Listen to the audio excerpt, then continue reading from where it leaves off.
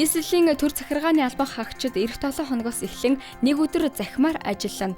Ингэхдээ байгууллагын хэвийн үйл ажиллагаа шуурхай байдлыг алдагдуулахгүйгээр ажиллахаар зохицуулжээ. Түүнчлэн нийслэлийн төр захиргааны байгууллагуудын ажил 7 цагаас 8 цаг 30 минутад эхэлж 16 цагаас 17 цаг 8 минутад дуусгаар болсон байна.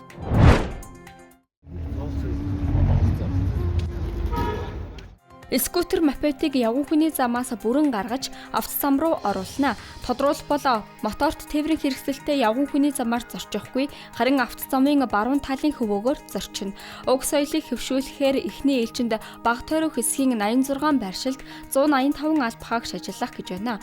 Нэг цагдаагийн алба хаагч нэг олон нийтийн цагдаа гэсэн зохион байгуулалтаар ажиллана. Олон нийтийн цагдаа нарыг тусгайлан сургалтад хамруулна. Төв зингэлдэх хүрээлэн жилийн туршид олон нийтэд нээлттэй байлгахаар шийдвэрлсэн. Энэ дагуу бям гарагаас эхлэн 30-ны хүртэлх хугацаанд өглөөний 7 цагаас оройн 19 цаг хүртэл нээлттэй байна. Хүмүүс алхаж, гүйж, дасгал хөдөлгөөнөөр хичээлэх, хүүхдүүд цэвэр агаарт тоглох, ахмад наснууд намгүм орчинд агаарлах боломжтой. Монголын хуульчдын холбооны зөвлөлийн гишүүн, олон улсын арбитрч хуульч Наран Булаг, Хонконгийн олон улсын арбитрийн шүүхэд ажиллаж байгаа анхны монгол мэргэжилтэн боллоо.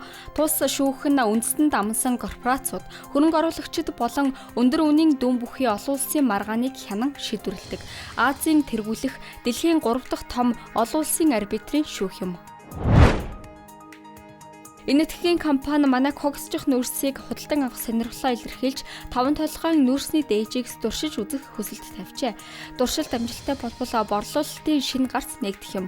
Энэ этгэг улс нь гангийн үйлдвэрлэлээр Хятад улсын дараа дэлхийн 2 дугаар тортгоо манайд санал тавьсан Сейл компанийн хувьд жилд 17 сая тонн когсжих нүүрсийг үйлдвэрлэлдээ ашигладаг. Америк, Австрали, Индонез зэрэг улсаас импортлдог байна.